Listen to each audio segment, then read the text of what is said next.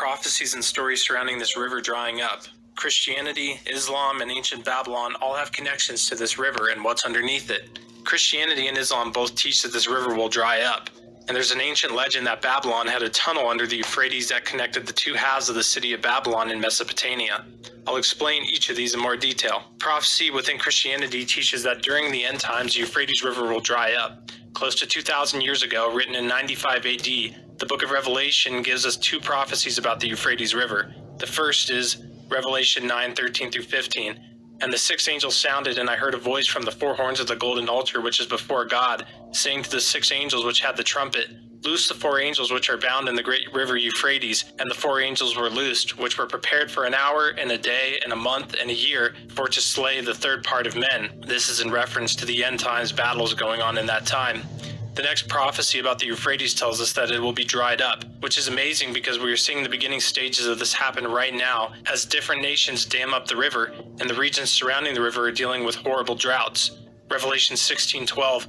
Then the sixth angel poured out his bowl on the great river Euphrates, and it was dried up, so that the way of the kings from the east might be prepared. Also worth noting, the Euphrates River was also mentioned in the first book of the Bible, Genesis. According to Genesis 2:14, a river named Euphrates is one of the four rivers that flow from the Garden of Eden.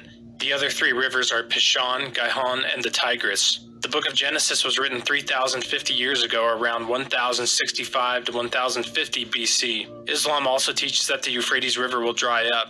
Written 600 years after the book of Revelation, the Quran mentions the Euphrates drying up and a mountain of gold being revealed. Bukhari 7119. The hour will not come to pass before the river Euphrates dries up to reveal the mountain of gold, for which people will struggle, and 99 out of every 100 people will die in the conflict. The Prophet Muhammad said, Every guy among them will think to himself, perhaps I'm the only one who's still living.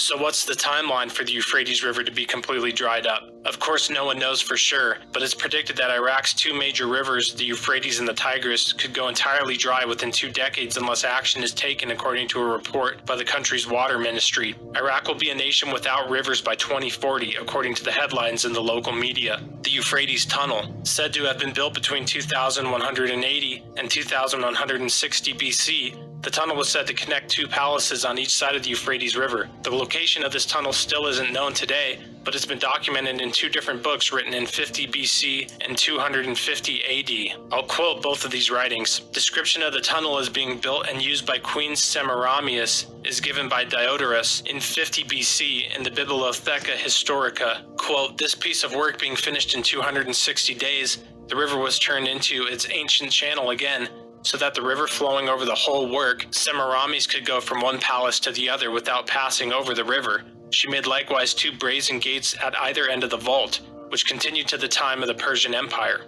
End quote. And Philostratus in 250 AD also describes the tunnel's construction in the life of Apollonius of Tyana, book I-25. Quote, In Babylon, it is cut under the river Euphrates into halves of similar shape, and there passes underneath the river an extraordinary bridge, which joins together by the unseen passage the palaces on either bank. For it is said that a woman, Medea, was formerly queen of those parts, who spanned the river underneath in a manner in which no river was ever bridged before. For she got stones, it is said, and copper and pitch, and all the men have discovered for use in masonry underwater, and she piled these up along the banks of the river. Then she diverted the stream into lakes, and as soon as the river was dry, she dug down 2 fathoms and made a hollow tunnel, which she caused to debauch into the palaces on either side of the bank like a subterranean grotto. And she roofed it on a level with the bed of the stream. The foundation were thus made stable, and also the walls of the tunnel. But as the pitch required water in order to set as hard as stone, the Euphrates was let in again on the roof while still soft,